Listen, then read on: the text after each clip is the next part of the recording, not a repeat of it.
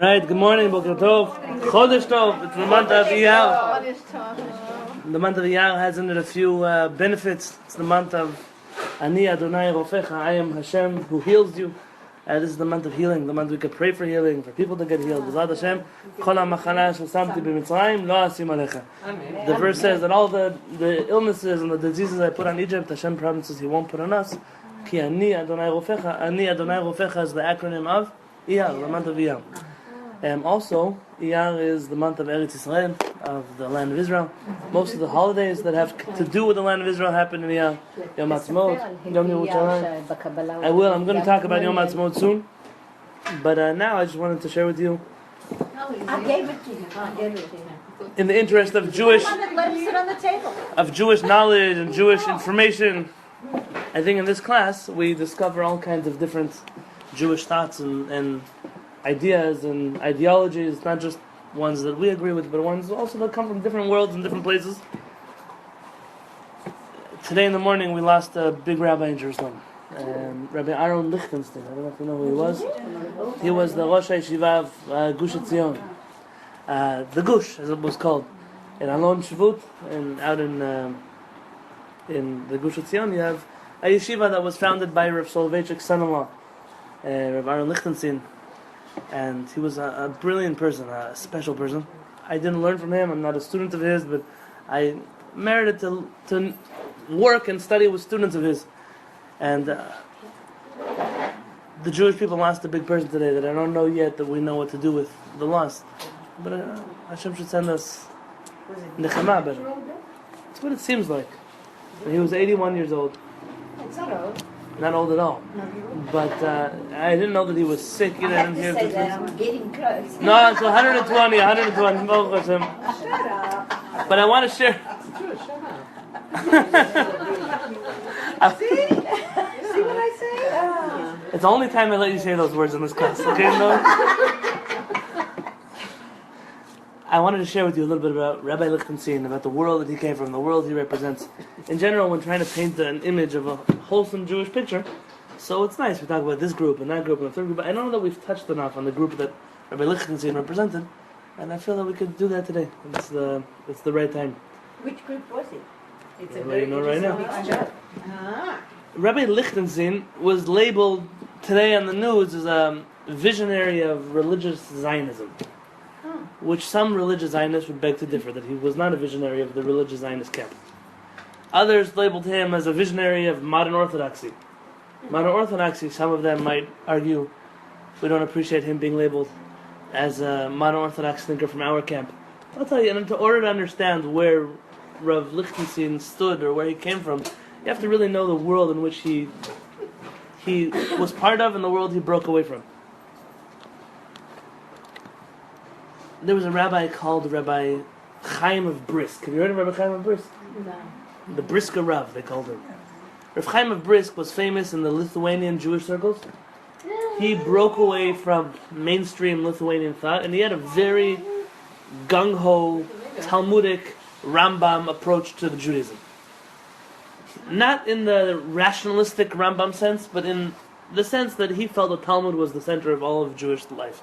And he had a special way to study Talmud that nobody else developed until him. It was a certain brilliance. There are still yeshivas of Brisk today, and for people to get into a Brisk yeshiva, it takes many years of trying and applying and getting in and being rejected. And it's a very elite school of Lithuanian Jewish thought. The Brisker Rav came off very often as very rigid, very rough on the edges. For him, things were black and white. It was either okay or it was not okay. It was either good or it was bad. There wasn't a lot of gray area over there. He lived purely based on the Talmud's terms, the Talmud's logic, the Talmud's rules. That's all that mattered to him. They say that he was once a Rosh Yeshiva in the Yeshiva of Volozhin. What do you know about the Yeshiva of Volozhin? That it existed. It was funded by Rabbi Chaim of Volozhin. Oh, it was funded by Rabbi Chaim of Volozhin. Let me give you a crash course in Ashkenazi Jewish history. I'll answer, yeah. I thought at least this part you'd be familiar with. In Ashkenaz, in Europe, there were many different countries: Russia, Hungary, Poland, Lithuania. Lithuania is not such a big country. We joke, there's Hasidim and there's Lithuanian Jews. It's not true. Lithuania, my wife always says, the flag of Lithuania is a horse standing up on its back legs. So why is the horse standing up on its back legs? Right, because if it would put down its front legs, it would be in a different country. It's not such a big country, No, but it is. It's very tiny. but that school of thought is permeated Eastern Europe and created two camps: the Lithuanian affiliated camp and the Hasidic affiliated camp. The headquarters of the Lithuanian camp being Vilna, Lithuania, Yes. and the Hasidic camp being Mezhbush, being where the Baal Shem Tov was, and his students where they went afterwards to different countries. In the Lithuanian Jewish camp, you had the mainstream Ashkenazi school of thought, which was led by people like the Vilna Gaon, Rabbi Chaim of Volozhin, the Netziv, Rabbi Naftali Tzvi Yehuda Berlin. The Netziv had a brother, interestingly enough, who founded a school in Israel called Bar Ilan. Rabbi Meir Bar Ilan, I believe his name was. Bar Ilan is just Berlin, but they wanted to make it Lavresh. They wanted to make it Israeli, so they changed Berlin to Bar Ilan. And so that's the brother of the Netziv. The Netziv was a special rabbi. The Netziv was the rabbi of Chaim Nachman Bialik. He was the rabbi of Rav Kook. Rav Kook studied there. He was the rabbi of many of the great minds, both in the religious camp and later on in the secular camp. This was the Netziv. Sure, he went to the village in Yeshiva. Yeah. And he remained religious? Not necessarily. And not only that, they Rav, Right, he was against. Rav Kook always said about Bialik that if he was treated properly in the religious camp, he would have stayed there. I But think the- he wasn't against, because I think at one time he wrote that, I think it was him that wrote, He was a believer. Definitely he was a believer, but not, I wouldn't put him in the religious camp. He wrote against one Right, yeah. Yutzim that publicly desecrated Shabbat. He was against them. Right. It wasn't He religious, loved but it. it was, I'm sure he loved it. Chaim Nachman Bialik was, because he was in class with Rav Kook, you have to imagine, like, it was a generation that we don't understand. Some of the yeshiva boys became chief rabbis, and some of them became chief non-rabbis. And Rav Kook once told Bialik, I don't understand. You want to write books, you want to do things, fine, but why on Shabbat? Why don't you do something called Kabbalat Shabbat? Friday night, bring all your friends together, all these people that don't believe in Hashem and don't believe in Shabbat, and do some kind of Friday night gathering, just some authors and poets and musicians. And he did it. Chaim Nachman Bialik started something called Kabbalat Shabbat. And it's something that still goes on today in Israel. So like even in the downtown Tel Aviv, they have a little Kabbalah. It's not what I would call Kabbalat Shabbat, but it was pushed into action by Rav Kook. The Jewish people are very complex people. We don't have a black and white. This is Jewish. This is not. You have to know everything makes up part of our puzzle. It's what makes us beautiful, not what makes us look bad. The Netziv. Yeah, we spoke about him. Let's go back. The Vilna Gaon was the die-hard adversary of Chassidut, the Baal Shem Tov. He pretty much wanted to make sure that there would be no Chassidim left in Europe. That was his goal. Baruch Hashem was not successful with his goal. Even though he was one of the greatest tzaddikim who lived, he was wrong in this regard of Chassidut. And his students, Rabbi Chaim of Volozhin, already started bringing Chassidim into Volozhin, into the yeshiva. And then came the next generation of the Netziv and Rav Chaim of Brisk, who joined together. Was the Vilna going against it because he was scared, because of the history, because of all the things which had happened before? In the context of European Jewry, the people that looked like Hasidim before only ruined, like Shabtai Tzvi, and he was afraid. And also the testimonies, For good reason. the testimonies he was given about the Hasidim, some of them accurate, some of them completely not accurate, were scary. I mean, they looked bad. But they have also a fundamental argument between Talmud Torah and davening and tefillah, which the Hasidim, they say, okay, if you can be a Talmid Chacham and Right, study right. No, that Torah, was a different and Come philosophy. from your But heart and sing it out and dance. I don't think that alone would have made the Vilna Gaon fight the Hasidim the way he fought them. He was worried that they were going to ruin European Jewry, and he, as the leader of European Jewry, had to fight something that he felt was problematic. Unfortunately, the first Lubavitch Rebbe said he tried to meet the Vilna Gaon very much. He tried to see him, and he said if he would see me once, he would reconsider his position. And he never saw him. He never agreed to see him. And the first Lubavitch Rebbe actually went all the way to Vilna to see him, and then he wouldn't see him, and he turned back. And it was a listen, the Hasidic and the opponents of the Hasidic movement, that period of history is a very dark period in Ashkenazi Jewish history, where two great sides of Judaism were fighting each other, and therefore lost many other things. while they were busy fighting each other out. Doesn't that exist in some ways today too? Sure. Maybe not as dark, but certainly we've talked about that over and over again. You know, the Orthodox disagree with something else, and it's a shanda to have a female rabbi, and new things are coming in, and the old don't like it. This is the nature of Jews are always fighting with each other. life, of change, We like to fight. innovation. Except this fight was a little You're bit going way different. too No, it was very different. It was a little bit different. Huh? The fight. You're going. But I'll tell you, Rachel, the Vilna Gaon didn't see Chassidut any different than he saw the Reform movement. He didn't see them as different movements. He saw them as one and the same. Maybe they have different ideologies, but just And as he didn't dangerous like as it. each other. He didn't like it. I didn't like it. It was actually, ironically, the Reform movement that brought the Hasidim and the Mitagdim together. I mean, when the Reform movement started becoming very strong, so the third generation, which is Rabbi Yitzchak Gavalazin, the grandson, and then the Tzemach Tzedek, the grandson, those two joined forces and said, we have a common enemy, which is the Reform movement, let's join together and fight them. And so that's when Chassidut and the Mitagdim joined together for the first time in history. It's interesting. But this is not the part of history I can talk about. The Hasidim are not a part of the story. This is entirely in the Lithuanian Jewish section. You had Rabbi Chaim of Brisk, who was a brilliant Talmudic mind. And you had the Netziv, who wrote books on Tanakh, he wrote books on Agadah. He wrote much more philosophical works than Rav Chaim of Brisk.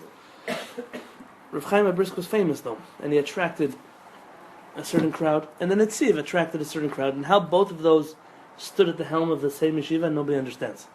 But I was at the grave of both of them. They're buried right next to each other. And it's a famous story that someone once came to Rav Chaim of Brisk and said, Rabbi, can you give me a blessing? And I said, what do you mean? It's like, you know, the Hasidic rabbis, they give their students blessings. Can you give me a blessing? He said, I don't know what you want from me. He said, can you give me a blessing? So I said, I'll tell you. If you were an apple, I would bless Borei Pri Ha'etz. Yeah? If you were a carrot, I would bless Borei Pri Ha'adamah.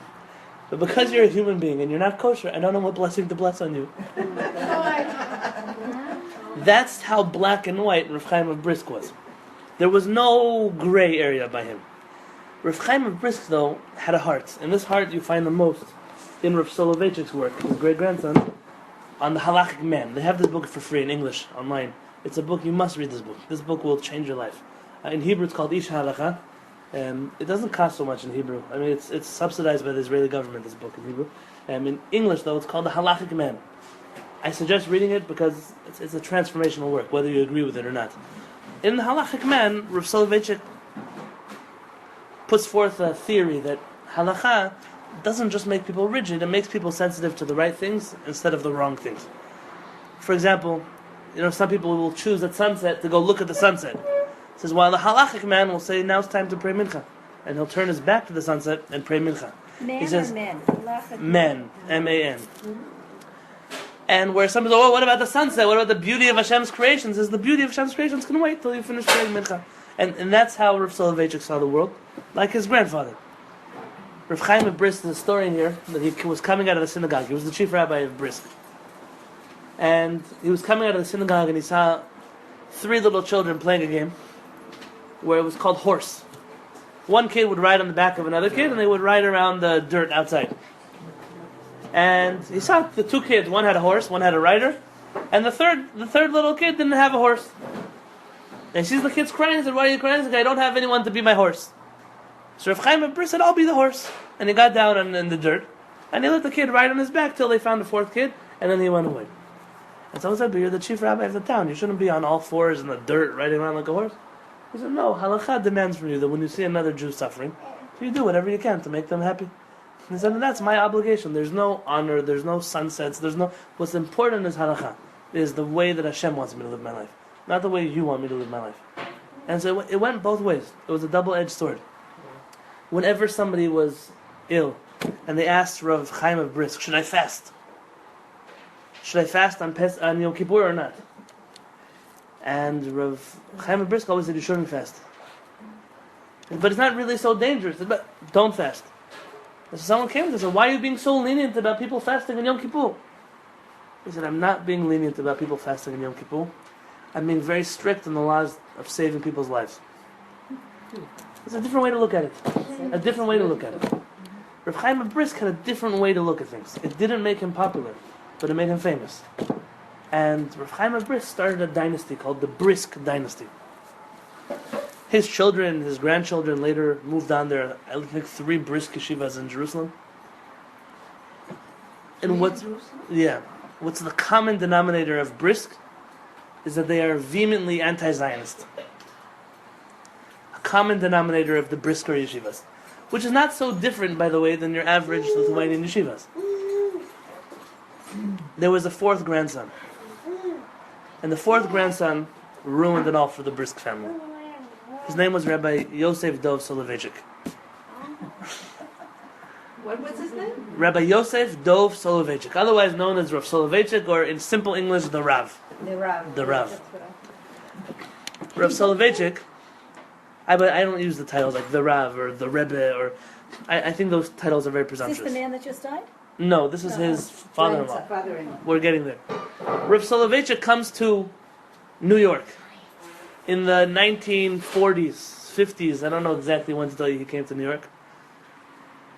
And was very warmly accepted by the Orthodox Jewish community, which was trying to rebuild itself after the war, because he was the son of Rabbi Moshe Soloveitchik and the grandson of Rabbi Chaim of Brisk. And it's like, wow, we finally have one of these brilliant Lithuanian Jewish minds coming to the shores of America, which was a big deal. And all of the Lithuanian yeshivas, from Lakewood in New Jersey until Torah Vadas in New York, they all tried to bring him on board as the Rosh Yeshiva. In Europe already, Rav Soloveitchik started making waves. He went to yeshiva. He went to college with Lubavitcher Rebbe in Berlin, and that was already a big breakout of the Lithuanian world. Just like the Lubavitcher Rebbe was controversial in breaking out of the Hasidic mold and going to university, it wasn't any better for Rabbi Soloveitchik. Rav Soloveitchik, I believe, had 2 PhDs. He was a very educated man, not just in Torah, but in the secular world as well. He ended up getting married to a lady that was 10 years older than him. And that was, especially in Europe, that was like a big taboo thing to do. Someone older than him, and she also had a PhD, which meant that she probably wasn't in the traditional religious circles that he came from. And his father, and at that time, it wasn't like you would go back with your parents and have a wedding. He wrote his father a letter that he was getting engaged to this girl who was older than him and had a PhD. And his father wrote back, I don't agree with the shidduch. I don't agree with this match. And Rav Soloveitchik wrote to his father, I don't need to ask you according to the Shulchan Aruch, because there are 2 things you don't have to ask your parents. Permission to study Torah, because they can't deny you that right. And permission to get married, because they don't have the right to change your life or dictate that you would have married. Those are 2 laws on the Shulchan Aruch. 2 things you don't have a mitzvah of kibbud avayim or marriage. Why do we ask still our parents? Tradition. We want them to help us. For blessings. It's a respect. And we're hoping everyone's going to be on the same page. So marriage and learning Torah. So this is one of those things I don't have to ask you. And he said, if you're asking me why I'm marrying her, he said, because this is the only person who I will be successful in my life's mission with if I marry. And this is the person who's going to help me through my life. And his father writes him back a letter. He said, I'm a brisker. And by us, the halakha is the only thing that counts. And you're right. I can't tell you no. So I send you mazal tov. And that's how he got married to this lady, who, interestingly enough, didn't cover her hair, by the way. She was like that part of a modern community that she didn't cover her hair. He was a very orthodox rabbi. And when his students would ask him, so do our wives have to cover their hair? He would say, of course, it's in Shulchan Aruch. He said, but your wife doesn't cover her hair. And they said, well, you don't learn halakha from my wife, you learn halakha from the Shulchan Aruch. That was his famous line. You have to learn halakha from where halakha comes from. Was she a big influence in his life? Sure. And he was a big influence in her life, meaning they were mutually respectful of each other and did big things together. Rav Soloveitchik came to New York and decided, against the wishes of all the rabbis that were inviting him, that he wasn't going to join any of their yeshivot. But instead he was going to join with the one yeshiva that nobody accepted. And that was Yeshiva University. Yeshiva University, the word, just the name, Yeshiva University, would make an Orthodox rabbi in Europe die. The cringe of a yeshiva and a university together, God forbid. And he decided that he's going to come to Yeshiva University. And when they asked him, but why would you go to such a place? He said, whether or not I agree with their ideology, he said, it's the only place where they're not going to tell me what to do. He said, all of you are going to try to keep me in a box. And they won't. And that's where I'm going to be able to thrive. And he became the Rosh Yeshiva, and later on, the spiritual leader, with a capital T, of not just Yeshiva University, but the entire community that's affiliated with that modern Orthodox segment of Jewish life. Rav Soloveitchik drove people crazy. Rav Soloveitchik one year decided that he wants to understand the art of the opera. And he started going at night to listen to the opera. You have to, in the Orthodox community, this is not a normal thing to do. And then he stopped, because after a year he figured he got it down pat. He went to his new thing, or to the new... Rav Soloveitchik kept everybody on their toes. What year did he come to America? I think the 40s or the 50s. I can't tell you exactly which year he was here. Probably the 40s, maybe. Probably, You would have yeah. known Richard Tucker. He was a great opera singer. He would have known a lot of people. Yeah, Jewish opera Now, interestingly enough, the Orthodox community did not fight Rav Soloveitchik because he was untouchable, because he came from the Brisk dynasty, because he was a brilliant Torah scholar. And what you had was an interesting thing that nobody would let their students go to Yeshiva University. But when Rav Soloveitchik would give his yearly class in honor of his father and his grandfather, which was a Torah class of about 4.5 hours, with no books, no sources, just 4.5 hours of him talking by heart, everything that he knows. Suddenly, they say there was not enough room to stand inside of the auditorium that they would rent for this place. People from Baltimore, from Lakewood, from New York, from New Jersey, they would come in the busloads to Rosh Yeshiva, who didn't agree with him the whole year, would be sitting in the audience like any of the other students. He was a brilliant mind that was loved and hated by America's... Was there when he came to the Rebbe? Really? Rabbi for Brennan, the Rebbe stood up. Very nice. I never saw the Rebbe stand Right. up for anyone. There's a video of this for Brian. When he came to visit the Rebbe in 770, the Rebbe stood up when he came into the room, and he didn't sit down until Rav Soloveitchik had a seat.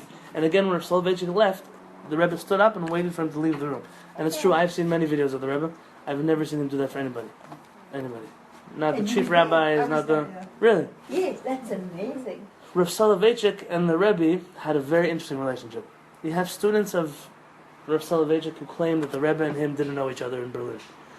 But both Rav Soloveitchik and the Rebbe clearly knew each other in Berlin. They have letters to each other, things like that. And when they asked Rav Soloveitchik what he knew about the Rebbe from Berlin, he said he was a person who had the key to the mikveh in his pocket, because he was there a few times a day. The Rebbe was in the mikveh, and it was a holy person, and they were good friends back in the day. Interestingly enough, and I don't know, I can't speak for Chabad about their Rebbe, but their Rebbe wasn't so different than Rav Soloveitchik. In world views, perhaps, but he did things that were about as unorthodox and untraditional as Rav Soloveitchik, including the Rebbetzin. The Rebbetzin was also her own person and her own world and her own... It's not fair to talk about, you know. Emma? Yes. Yeah, also? Really? But not that much. Okay. He's still alive. Who Rav Soloveitchik? Rav Soloveitchik passed away, I believe, in the 90s. I don't know exactly when. At the same time as the Rebbe. Around, it was Around that those 90s we lost a whole generation of rabbis. There was big tzaddikim passed away then. But Rav Soloveitchik didn't end with Rav Soloveitchik. See, Rav Soloveitchik wrote these books. His famous one is the Halachic Man, which is in Hebrew and English. Rav Soloveitchik also wrote a book called The Lonely Man of Faith, which is a very sad book. If you read this book, you'll cry. It's exactly what it is. The Lonely Man of Faith. You know how alone it is to be a faithful person. Yediot Achronot, which is The newspaper. it's not a religious organization. It's a publishing house in an Israeli newspaper.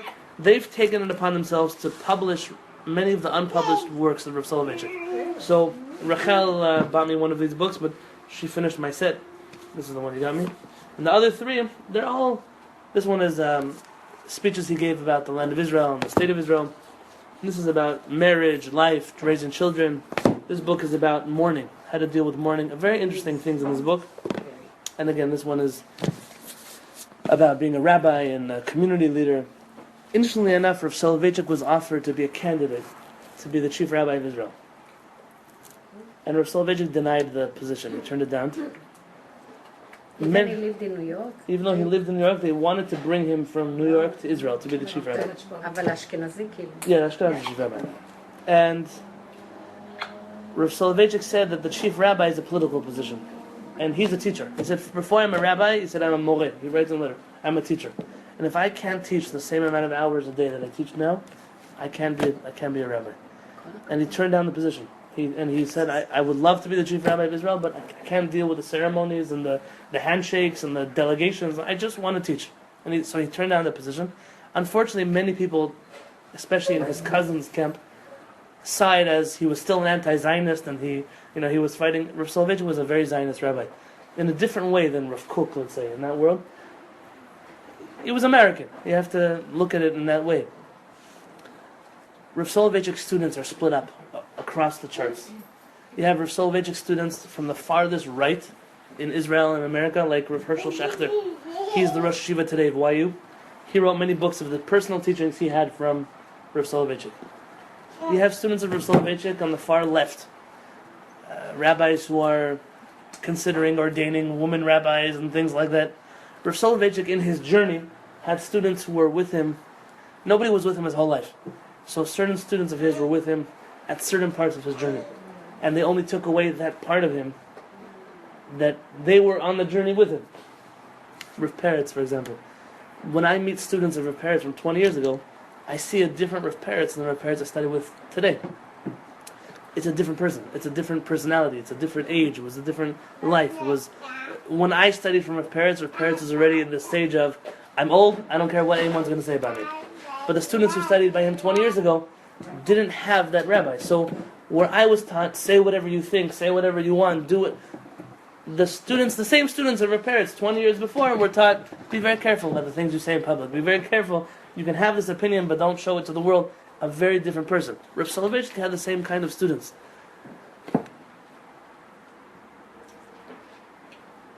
Rav Soloveitchik had one student who was also family, and that was his son-in-law. His son-in-law was Rav Aaron Lichtenstein, who passed away today in the morning. Rav Aaron Lichtenstein married Rav Soloveitchik's daughter, who also, I believe, is a doctor. He's a doctor. Rabbi Lichtenstein was a doctor. He's a Harvard. He's got a PhD from Harvard in English literature. His Shakespeare is his area of expertise. And he's also a Rosh Yeshiva. He was the Rosh Yeshiva of Gush Etzion.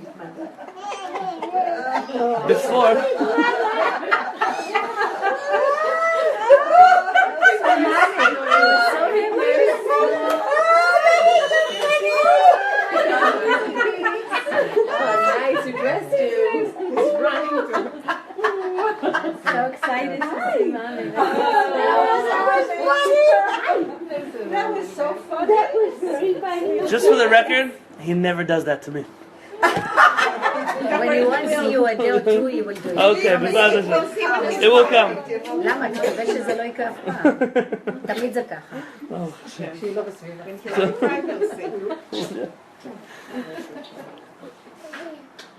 Rav Lichtenstein, after he was a professor, he became a professor at Stern University, which is the ladies' version of Yeshiva University. Of English literature, not of Judaism. The yeshiva is both women and men. Yeshiva University has two branches. Yeshiva University for men and Stern College for women. Oh, okay, so it's the same university, but... Same administration, okay, but different campuses, different... They're not in the same campus. Oh, they're not in the same campus. Okay, I just wanted to Rav Soloveitchik, by the way, didn't live in New York. Rav Soloveitchik was the Rosh Yeshiva of YU, but he lived in Boston. Oh, it's okay. The Maimonides school, the whole Boston community is Rav Soloveitchik's community. He would commute, I think 4 times a week, something like that, to New York, to be in New York, and then he would commute back to Boston to be the rabbi on the weekends. It was his whole life, he was back and forth. Rav Lichtenstein, when he finished with Stern College, he moved to Israel and founded the Gush Yeshiva, which is known as like a more liberal, left-wing, religious Zionist yeshiva. I'm only using these labels because that's what they label themselves. It's not so accurate though, because when you say the word religious Zionist, generally you're referring to the students of Rav Kook, and Rav Kook's students like Rav Tzvi Huda Kook, and then Rav Tau from Haramor, and Rav Aviner from Bet El. Then you're talking about Merkaz Rav Kook, Rav Shapira. You're talking about the more right-wing, classic Orthodox religious Zionist rabbis. And whereas they both look the same, they dress the same, they act the same, Gush Etzion has a very modern Orthodox twist to it, which the other yeshivot don't have. And that was always a source of friction in the religious Zionist community. And people from the outside never understood. It's because one of them are purely Israeli, that came from Rav Kook and his students in the Israeli world. And Rav Lichtenstein's camp of the Gush, it's also Israeli, but it comes from a very American Is this where the school worldview. The problem with the school that they divided the No. Oh, okay. There's no such problem. Okay. And one of the yeshivot in the Gush specializes in music. Right. It's a I special. think the 3 boys that were murdered last year. I don't know which. I don't like to separate Jews, but there's 2 camps in the religious Zionist camp. Rav Lichtenstein was from half of it. Rav Kook's camp is the other half of it. And we lost a person who was able to do both. Rav Lichtenstein was famous in never separating Jewish and secular texts. It's famous that in the middle of his Talmudic classes, he would teach you a piece of English literature or a poem from a certain, medieval author. Or he would explain to you how Shakespeare and the Gemara shared something in common. Or he was very out of the box. He wrote many essays in English. If you put in his name into English, I don't agree with some of the things he writes. I agree with a lot of things he writes. Like every person, you have to know what to take and what to put aside. But if you look him up, you'll come up with some beautiful pieces that he put it together. This book that I have in front of me is an interview with Rabbi Lichtenstein and a rabbi called Rabbi Chaim Sabato, who's also a Rosh Yeshiva. You'll notice first thing about Rabbi Lichtenstein is he doesn't have a beard. That's a classic Lithuanian Jewish thing of rabbis without beards. It's the exact opposite of Hasidic Jewry. If you don't have a beard, forget being a rabbi. You're not even Jewish. It's a different world. I thought this piece though was very interesting.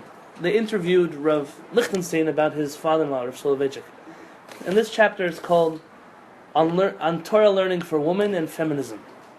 And there's a few pieces here. They asked Rav Lichtenstein about whether or not ladies should study Torah. Now, it might sound like a silly question. What do you mean, should ladies study or not study Torah? It's mainly Gemara. Mainly it was referring to Talmud. In the traditional Jewish world, I guess in the traditional world in general, not just Jews, ladies were very often less educated than men. And it wasn't a good thing. Thank God that has changed 180 degrees in the last, who knows how many years. In the Jewish community, it always took a longer amount of time to change, because change always comes with, oh, you're this and you're that and you're changing, and Jews don't like change so much. In the Ashkenazi Jewish community, it was even worse, because there was an ideology in not teaching ladies Torah, especially certain parts of Torah, especially things like Talmud. You'll still hear, like, ladies shouldn't study Gemara.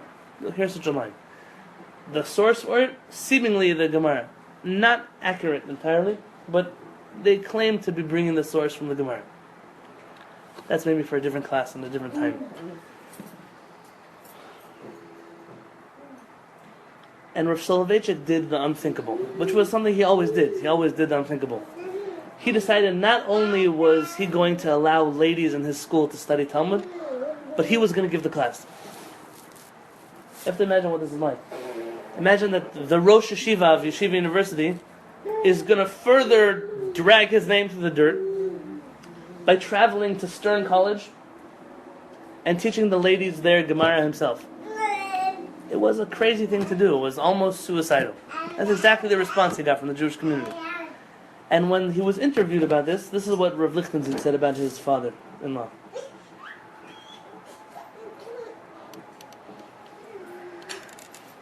The rabbi, the Rav Soloveitchik, he very much valued learning Torah. He believed very much in the teaching of the Talmud, where Hashem says, I created the Yetzer Hara, the evil inclination, and I created the potion to fight it, which is the Torah. I mean, everything has something that will keep the Yetzer Hara in check. The Talmud tells us the only thing that can keep the Yetzer Hara in check is learning Torah.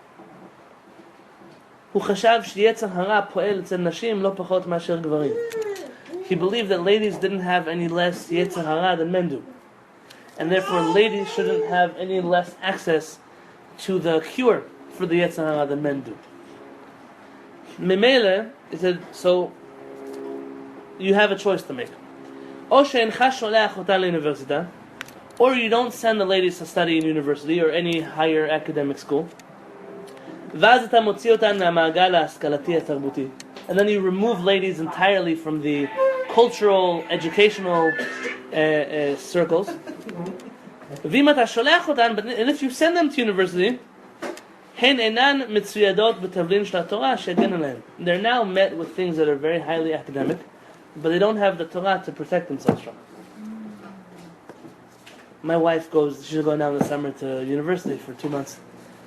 And over there's a professor that she's not, let's say, not a believer in Hashem and His Torah.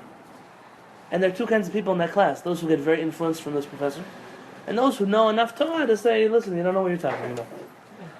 And it's true. You could make the argument that people didn't leave the Jewish ghetto, they didn't leave the Jewish community, they didn't step outside of their little family, and so they didn't need any knowledge to counteract the world around them. But the moment people leave the Jewish community, you have to equip them with the tools they need to fight with the world around them. כיוון שהוא היה בעד שנשים תלמדנה השכלה הרחבה ותשתלבנה בתרבות, because he felt very much that ladies should study academically and be involved in culture. ממילא הוא באמת חשוב מאוד שהן תלמדנה תורה. They therefore thought that it was very, very important that ladies should study Torah. And then he says, but you want to know the truth? בכל מקרה, in any case, גם אלמלא הסכנות והסיכונים התרבותיים, whether or not there were any dangers from the world around them, הוא בכל מקרה היה מעודד שהן תלמדנה תורה.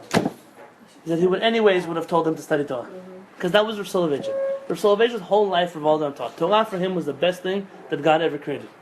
And if a person believes that this is the best gift that God gave to mankind, how could he hold it back from ladies? Now for you in 2015, this might sound very obvious.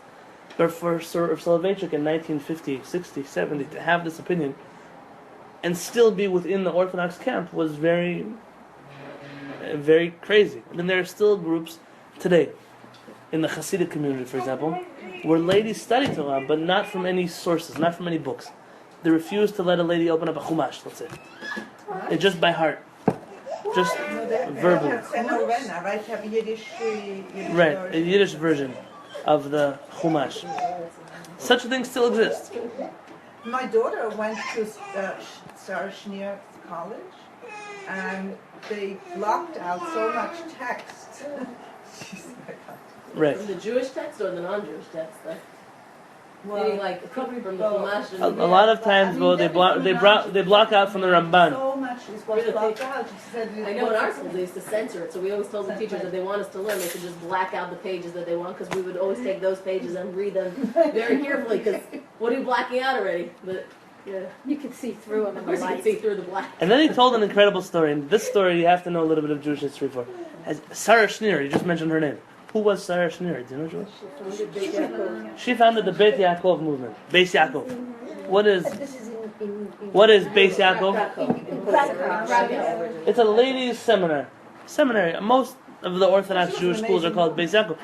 She decided that ladies have to study Torah. This is what? No, this is a random lady in Europe. In the 18th century. 19th century. Yeah. 19th century. The early 19th century. Yeah, the early 19th century. She decided to go head on with people in her generation and start a school for ladies.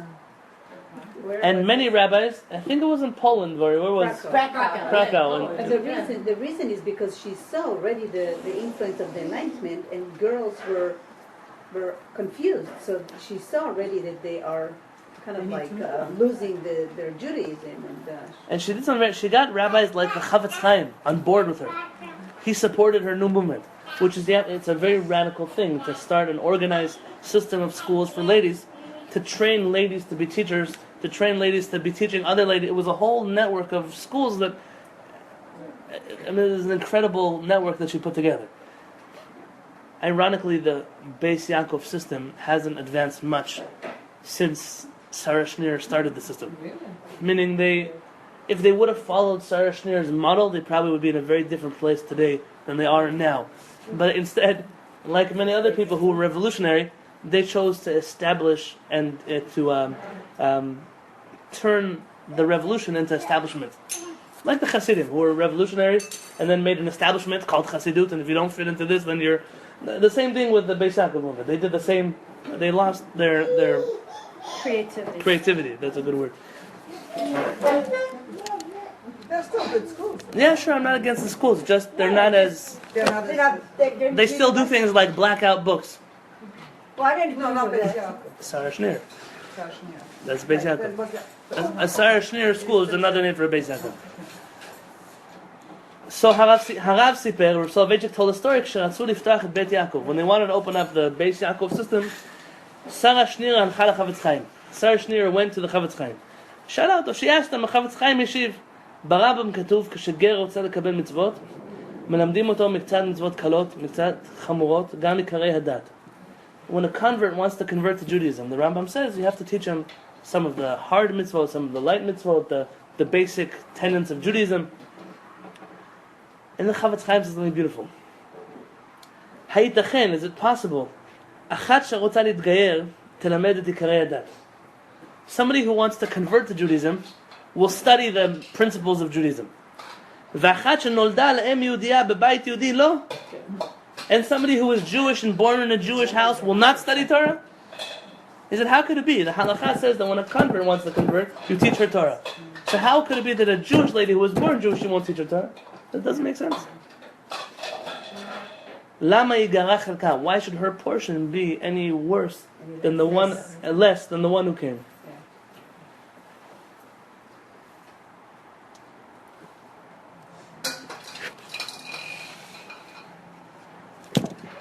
That was Rav Soloveitchik. That was Rav Lichtenstein. It was a world that wasn't afraid to challenge the existing Orthodox community. And whereas I don't affiliate myself with Rav Lichtenstein's worldview, you need this worldview to exist. You need it to exist to keep you in check. You need it to exist to keep us in check.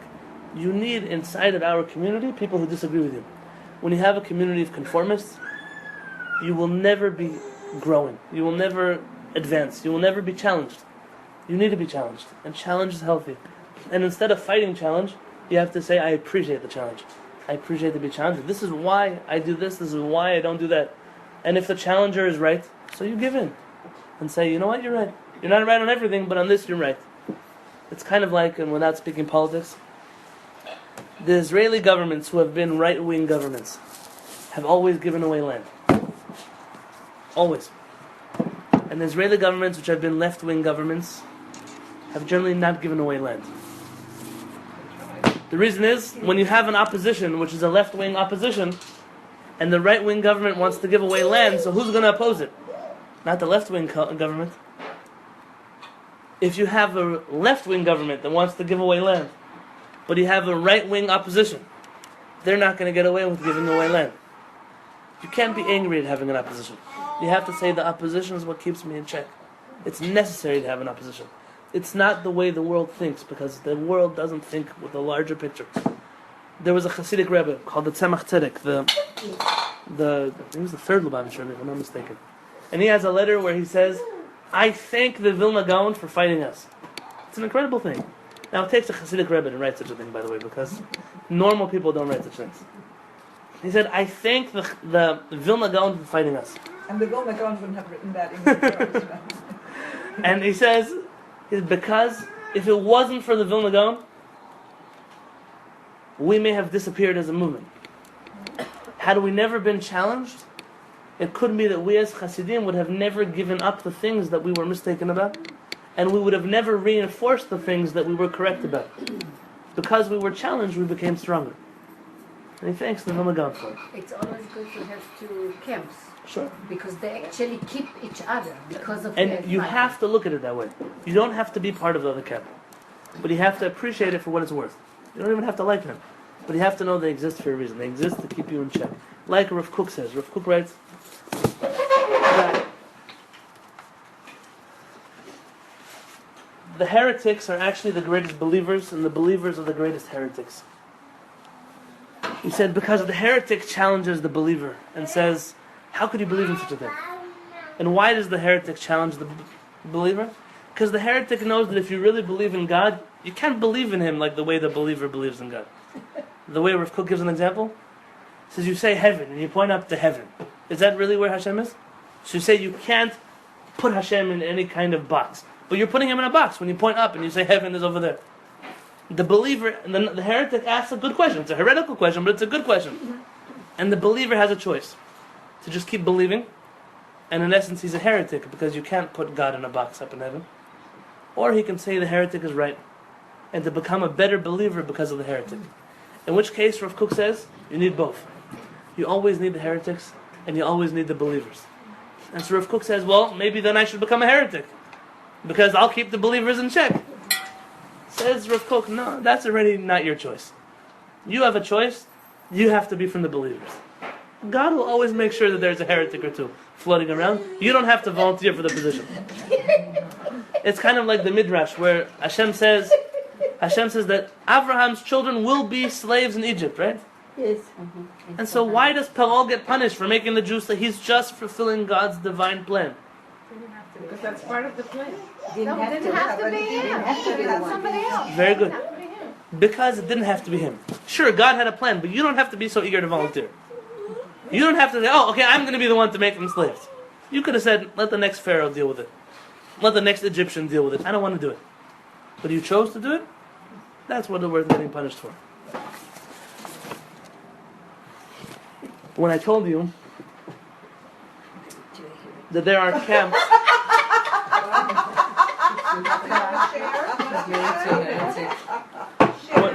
I'm married to a heretic.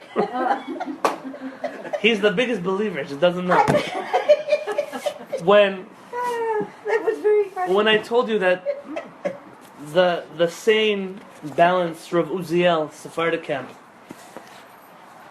closest friends will be the sane, balanced Ashkenazi camp, that's exactly what I was telling you about. Rav Soloveitchik and Rav Uziel would have gotten together very well. They wouldn't have agreed on certain things. But they both spoke the same language. The language was that as long as your goal is to make Hashem's Torah great, you can challenge the system. You can challenge orthodoxy. We're not bound to be orthodox. We're bound to be believers in Hashem and followers of the Torah. And it's interesting enough, the Ashkenazi community, who I believe will come and save the Sephardic community. Not the other way around. And this is part of it. This is the way that it's going to go. B'ezrat Hashem. Why do you think the Sephardic community needs saving? I've heard that expression before in books I've been reading, and through you and some other Sephardim I've spoken with. Why that? And that's the word they say, saving. The Sephardic community has allowed itself to become hijacked by the most extreme Lithuanian factions. And today when you see the Sephardic community, you see a very, very extremist, fanatic, superstitious community that's not ours. It's not the Sephardic Judaism that any of our grandparents were part of. And so we feel it needs saving, because as much as I'm a Sephardic rabbi and I'll tell you the things that I say and believe in and we do are Sephardic traditions, if you were to go to Israel with me and I would step into the 10, 12, 15 Sephardic yeshivas, it wouldn't look to you the way that I'm explaining Sephardic Judaism to be. More extreme. Extreme is only one word that they went to. Man, I don't care about the dress. I don't care that we all wear black hats. I don't care about those things. They're details. But it's the ideologies that we adopted along the way. For example, Yom HaAtzmaut is this week. There was not one self-respecting Sephardic rabbi who was anti-Zionism. They were all Sephardic rabbis who were against the secularization of the State of Israel. But none of them were anti the Zionist movement or a State of Israel or any of those things. The Lithuanian Jewish community hated the State of Israel. It's something that's been in their bones since the day they were born. And interestingly enough, today's Sfaradim are more anti-Zionist than all of the Lithuanians ever were in Europe. Where? In Israel? In Israel, in America. Sure. How do they express that in Israel? In the yeshivot in Israel? I don't know what he's talking about. I don't know. No. באמת שלא. Not your Sfaradim. אז Go to yeshiva. Go to Yerushalayim, to the Sephardic yeshivot. The new Sephardic rabbis that are coming out. It seems that it has something to do with Israeli. Because the Chabad Israelis, they're crazy. Well, look, There's something about Israelis, what do you have to say about this? Israelis are crazy. Yeah, but it's Chabad, but the Chabadniks, the Chabad that we know here, it's not a normal Chabad. באמת, הם much more moderate. a lot of other sects, they're far more right-wing than Chabad. It's so intense. אבל בדברים מסוימים. what I come across, בדברים מסוימים, וגם זה תלוי... The Lubavitcher Rebbe has a letter which he wrote דליה. in which he confesses that he never had a good handle on this Hasidic community in Israel. The first community that ever, the first Chabad community that ever spited the Lubavitcher Rebbe was the community of Kfar Chabad in Israel. It was the first one that went against the Lubavitcher Rebbe in the name of the Lubavitcher Rebbe. so why did they build his house then? I'm not here to, I don't know, Chabad politics is for Chabad to figure out. I understand, but Yeah, like I have enough of my politics. It's just like the intensity. In Israel, I'll tell you, in Israel, Wrong. I'll tell you one thing that doesn't exist in Israel. because I'm the only The one. American culture of political correctness, Right, my way. which is, in general, political correctness is synonymous with lying to people in their faces. It's not a good thing to be politically correct. It's just it's an American thing. It's an American value.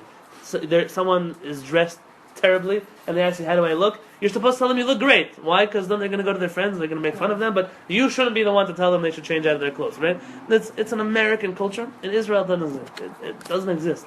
There's no such thing. Well, not just chutzpah. In Israel, you're demanded to be much more genuine than you are here. Dugri. Right, yeah, that's Somebody told me. meaning a Chabadnik in Israel will want to be as extremely Chabad as they could be, and a Sephardic person in Israel will want to be as extremely Sephardic as they could be, and an Ashkenazi person will be as extreme, and a secular person in Israel will be as extremely secular as they could be, and a Haredi person will be. Everything is without political correctness. You went to yeshivat in Israel because you are aware of it. We do, especially the women, we don't know. Don't see it. I'll tell Yeah, you. exactly. And That's I've why. told you before, I'm being recorded, but I'll tell you, it's not. If you want to take a test, I don't. Ask your rabbis. Now, you don't. Maybe you're not a Zionist. That's okay. But I spoke on Shabbat with the definition of a religious Zionist. It does not mean somebody who loves Israel. You're Jewish. You have to love Israel. You have to love the land of Israel. It's your land, whether you like it or not. It doesn't mean to love the people in Israel. You have a mitzvah of loving Jews wherever they live. It doesn't make a difference. When I say religious Zionist, it means that whatever has happened in recent Israeli history, with the founding of the state of Israel until today, does it have religious significance or not? Especially positive religious significance, not negative religious significance. Ask your rabbi, are you a religious Zionist? Does the Yom HaAtzmaut, Israeli Independence Day, have any religious ramifications for you?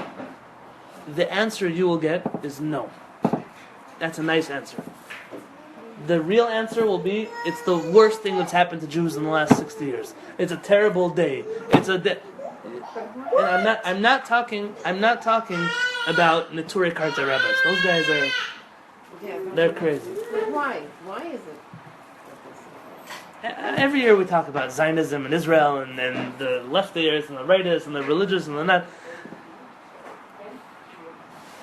Some people see a bigger picture and some people don't. Some people, they like to do this with everything, and some people see simply.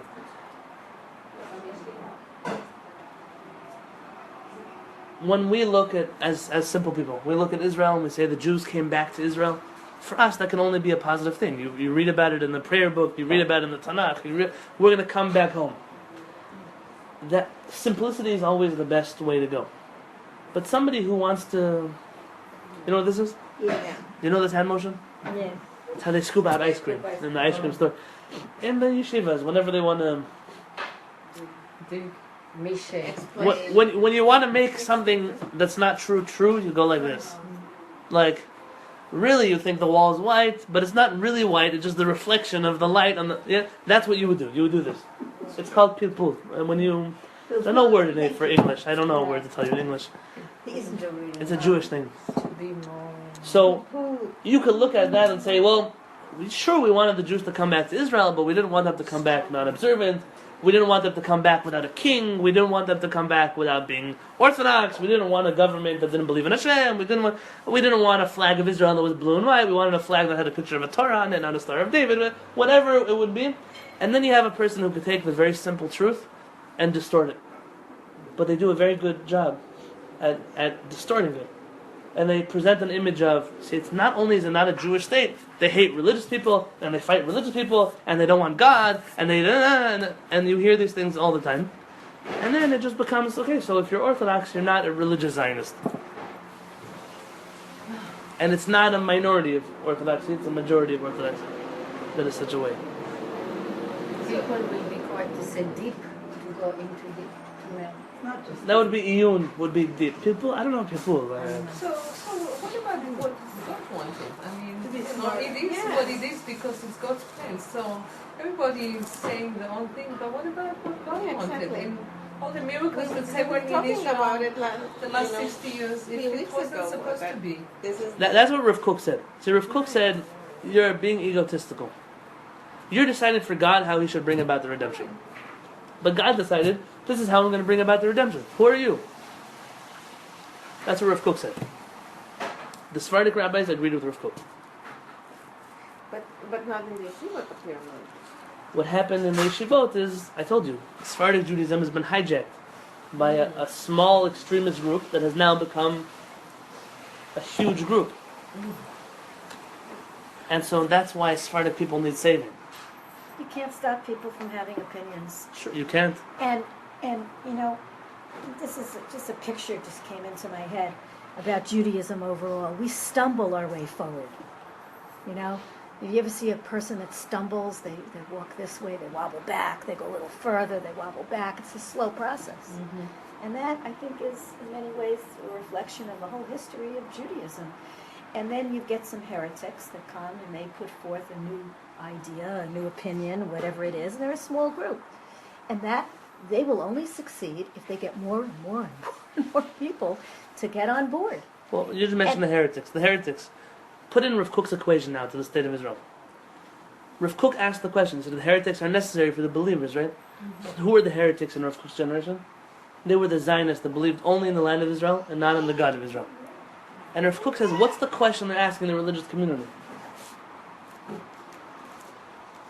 The question is, where is Israel in your Torah? Where is the land of Israel in your Torah? Where is fighting for Israel in your Torah? Where is serving in the military in your Torah? Where is... This is the question they were asked. And the Orthodox Jews, instead of answering, oh, we have Israel in our Torah, they said, oh, we don't believe in Israel. It's not part of our Torah. That was the response from the community. Rav Uziel, can I read that? I have in my notes a quote. I put it on. I want to read to you a quote from Rav Uziel.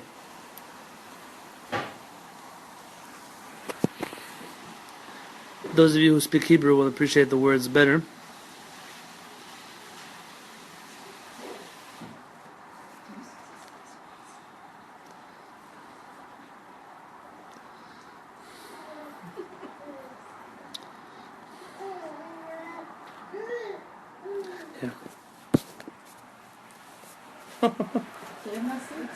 Rav Uziel writes, there's a book of his speeches. And Rav Uziel wrote, Ata, nowadays is the early 1948, as he was writing his letter. Actually, he wrote this in 1939. Mistake. Rav Uziel said, Ata, now, hinenu omdim b'tkufa chadasha. We are standing in a new era, a new time. Shitkufa tatchiyah. It's the era of renewal, of reviving the land of Israel. V'anu mefulagim ba, and we're split up regarding this founding of Israel. כת אחת אומרת לשוב ולהשיב לתחיית תלמוד התורה שאין בו מעשה של בניין הארץ וליכוד העם.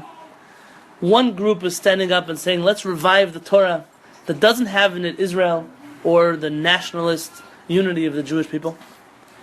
והשנית אומרת לשוב אל המעשה שאין בו תלמוד תורה אלא בניין ותעשייה, ארגון והסתדרויות אידיאולוגיות או מעשיות. The second camp is saying, let's revive the action, the land of Israel, the people of Israel, but let's ignore the Torah of Israel, the tradition of Israel. Says Rav Uziel, "Shtehen lo yavinu ki maaseh bli Talmud, af maaseh en bo."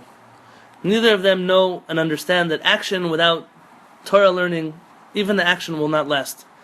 Lefi shehu anaf bli shorashim, because Israel without Torah is like a tree without roots. V'talmud bli maaseh u'shoresh bli anaf. And learning Torah without action of Israel, of the state of Israel, of the people of Israel, is like roots with no tree. Aval atchiyah shlema v'aitana hizot.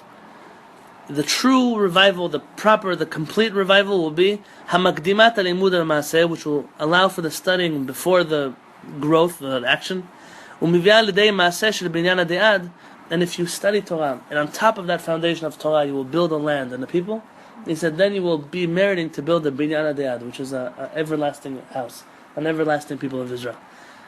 And that's Rav Uziel, that was his position. So you can't have either of these camps. Not the Orthodox camp and not the secularist camp, and neither of them are correct. Both of them only want half the picture. Some want the roots, some want the tree. You have to have both. You have to merge. You have to have both. Unfortunately, the people who want both are very few and far in between. I thought, you want to take a test? Ask the rabbis where you pray. Ask the rabbis where you study. Say, what is the religious significance of the 5th day of Iyar? And it could be you don't care. Maybe you don't. And not everyone is a Zionist and a Zionist. That's fine. But if it's important for you, ask a question.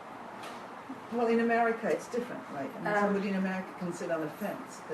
I don't see it as different. I actually see it in America. It's more crucial than in Israel. Right.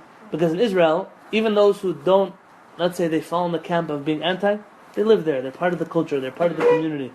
Those who live here, at the end of the day, where something happens to the Jews, we expect Prime Minister Netanyahu to say something. We expect them to say something in the UN. So we put a lot of responsibility on Israel without giving them enough credit or reward. And so I think here it's more crucial than over there. Shas and all these Gdolei Torah, you feel also they're like this? They don't have the Zionism and the Torah together? Or it's different? Yeah. Am I allowed to speak politics? Yes, absolutely. No, I just want to know generally because I wasn't aware of what you were saying. About the Shas, Sephardic, you think? And I'm Shas, Sephardic. under the leadership of Rabbi Yosef, Rabbi Yosef was Something special. he was unique. Yeah. And he was Zionistic, but not in the sense that I define Zionistic. Okay. He knew how to communicate with people in a way that he could get his point of view through smoothly, Right. even though people didn't. I mean, Rabbi We're Yosef, against what he said. as much as he was traditionally Sephardic, Ken. he was also very much influenced by being Haredi, by being But was Lithuanian. he Zionist? Yes, he was the Okay. chief rabbi of the state of Israel. Yeah, Sender. Unfortunately, his political party is not Zionistic, and they get the Sephardic vote by pretending to be Zionistic. There is But not Zionist? they're not really. Yeah, I have to ask the question. What do they do on Yom HaAtzmaut? That's the question. That's all you have to ask. They're the I'm third sure they largest celebrate party, with though. Everyone, they do Yom Aren't they the HaZikaron. third largest party? You have to ask somebody, why do you do Yom HaZikaron? Do you do Yom HaZikaron because it looks good for your voters? Or do Yom HaZikaron Oh my because God, I you don't really, think so. you If really live believe in Israel, it? you can't believe that. I'm asking a question. Okay. This is the question. The Ashkenazi religious parties, hands down, they are not Zionistic. They don't care. They make it very clear. They're only in the Knesset to get money for the But yeshivot. if you That's the live only in reason. Israel, you cannot ignore Yom HaZikaron because it touch religious, it touch Sephardic, and it touch Ashkenazic. You're right. You can't ignore it. I'm not saying what you can or can't do, just what people do. That's what they do. Okay. I have a question. Do they ignore it from a deep conviction in their heart? Because I would think that would be very hard to do, like Dahlia is saying. Or do they ignore it because they're trying to cast their vote according to what everyone else in the party tells them they should be doing? They're Right, two that's different the things. difference, right. Those are two very different things. Because I think if you cast your vote from deep in your heart, what kind of Israeli, religious or non-religious, wouldn't have the heart to want to take a moment and be reflective of any Jewish person that died in a war on the behalf of the state of Israel? It's against the Torah. There'd be something wrong with them. Well, You're to be coming against from a worldview where the state of Israel is a Jewish state. What if you were raised since you were a baby? The state of Israel is not just not a Jewish state; it's an anti-Jewish state. Who raised their kids like this? All But the they're still religious? human Not my beings kind that of religion. לא, die. אבל אני מתכוונת האשכנזים. No, not many religious people. I can't imagine. I don't know. thought I about was this. never raised. I told you. What did I tell you? Ask your rabbis. Don't ask me. I'm part of your camp. Actually, I'm going to a class tonight that's supposed to talk about the miracles of Israel. I don't know what's entail. But I'll be extremely. Ask him. And I'll be I went to extremely lecture of curious Rabbi to find out. Wonderland. But what he said, what's the religious? Okay, I'm not. Listen, I don't mention names. Yeah, I'm already out of my department. I'm out of my. Okay, I'm. But you're right. But you're right. Tomorrow it's Yom Unfortunately, you are right. Zikaron. Oh, Zikaron. That's the one we I know talked you about. was Yesterday. home You also have to answer a question like this, What's that? and you have to realize not everything is black and white as you would like it to be. Of course. Yeah, my mother-in-law made Aliyah to Israel, left all her kids behind, left because of an ideal. The Jews have to live in Israel. Yeah. Okay, that was My mother-in-law called the Novominsker Rebbe in New York, who's the head of Agudat Yisrael, and said, "How could you be so? You should be ashamed of yourself that you don't push more Jews to make Aliyah to Israel." okay. I don't know that my mother-in-law celebrates Yom HaAtzmaut. Does that make her not a Zionist? I don't know. That's a question you have to ask. Tamar asked this question last year. That's true. Sounds more like a passionate activist. You know, only once I asked Rabbi Wangalefter in his lecture, there was some incident. She in celebrates Israel, every and day of they being there, but tell she me, doesn't celebrate. isn't it dangerous now for Israel to be demolished with all this Arab and everything? You know what he told me? Rome hate Israel, they are not here. Greece hate Israel, they are not here. And he gave me and Koresh, not Koresh, the other one. They told her they're all gone. Israel will always remain as a state for the Jewish people. So I don't think a person like that is Listen, I Zionist. grew up being against being nationalistic. My parents said nationalistic is just like, you, Jews were in Switzerland, I mean, my mother grew up in Switzerland, my father in Germany. I'm not nationalistic. I don't care about America. I'm very happy to live here. It's a great country. I don't celebrate any of its holidays. It doesn't mean a thing to me. Never meant anything. And I feel the same way that is. I love Israel, the land. I feel very much like the Bar's mother. I love Israel. I would move there in a heartbeat if it wasn't for my family. Am I nationalistic? No. But you're not I'm not. against it. I'm not against That's it. it. Because That's I the couldn't live difference. there if there What wasn't he an said that Israel. they I'm are not against it. Yeah. No, Okay, that's a big difference. No. Uh-huh. So we can separate this very simply into three camps. Yeah? The camps of those who are pro, the camps of those who are against, and the camp of those who are parv in the middle. They're, they visit, they like, but they're not, barbecuing on Yom HaAtzmaut, they're not, lighting candles on Yom HaZikaron, they're not, it's a neutral. 90% of the Orthodox camp belongs in the middle. No. Really? No, I don't think so. Okay. Sorry. It's not true. If you want to be honest, 90% of the Against? Personally, That's I not grew up, my rabbi made it. If you look at the Holocaust, the Jews who were founding the state of Israel were offered a deal. You take in the Do you know the refugees, story, by the way, with we'll David pay Ben you. Gurion? It's called the Kastner trial in perfidy by Ben Hett, great book. And he says, no, we don't want these Jews. We want to start a Judaism that doesn't have any strings attached. We don't want the European Jews. David We Ben don't want Gurion was the offered something like 90,000 Hungarian Jews. Yeah. In return for ambulances and money and things that are non-military supplies to the Nazis. I'm sorry, say it again. Yeah, sure. Oh, yeah. There's There was a an book exchange. about it. There was an exchange between the Nazis and the Zionists in Israel. They were going to make an exchange for 90,000 Jews, or maybe even more. What, kill 90,000? No, to No, give they them. got 90,000 Jews if they gave the money to In buy. fact, there's a great give them buy, means to Well, the Zionists, not weapons, just medical supplies. medical The medical supplies for their soldiers that Okay. are killing us. More than that, The- the Nazis kept their side of the money deal. They to buy stopped the the train in medicals. the tracks for 7 days while they were deliberating negotiations. One train they actually sent back to Hungary. I knew a great-grandmother who was on that train, not mine, a great-grandmother of someone. And they said the reason they turned the train back was because they thought they're closing the deal. They came back to the Zionists and they said, no, thank you. Why did the Zionists say no, thank you? Wait, Why did the Zionists say no, thank you? It wasn't because they didn't want to help the Nazis. They struck deals with the Nazis very many times during World War II. Sure, for papers, for passports, for documents, for getting young fighters out of France. It's not the first time that. But sacrificed other Jews? The reason they said no in paper is they didn't. What was Hungary? Do you know anything about Hungarian Jews? Yes, they were the last to be. The last and the most Extreme. religious. The Hungarian Jews, Satmar comes from Hungary, Munkac comes from Hungary, Vizhnitz, all these people are Hungarians. And they said, we don't want old religious Jews. We want young secular Jews. That was their decision. The Zionists. No. The Zionists were able to get people out and get them into Palestine. Now you have to understand, when the Sfaradim step into this picture, I know we went over time, when the Sfaradim step into this picture, the Sfaradim, they don't have a reform movement, they don't have Zionists, they don't even have a World War II. The Sfaradim come into this picture, like I told you, in a simple mind.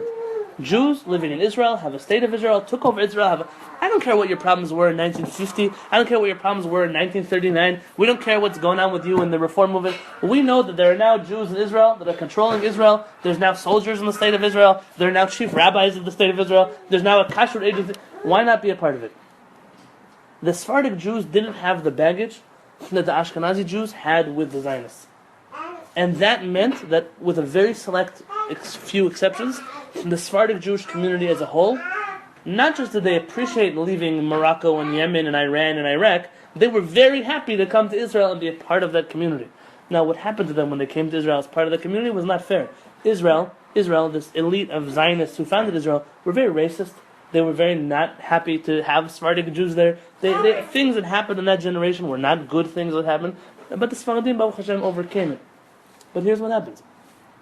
You have a whole generation of Sephardim who, when they were religious, they went to be educated by those Ashkenazi Jews who are brewing with this hatred of the Zionists. They don't look today at what does Israel look like today, what happens today. They're looking at this in the perspective and the lens of history.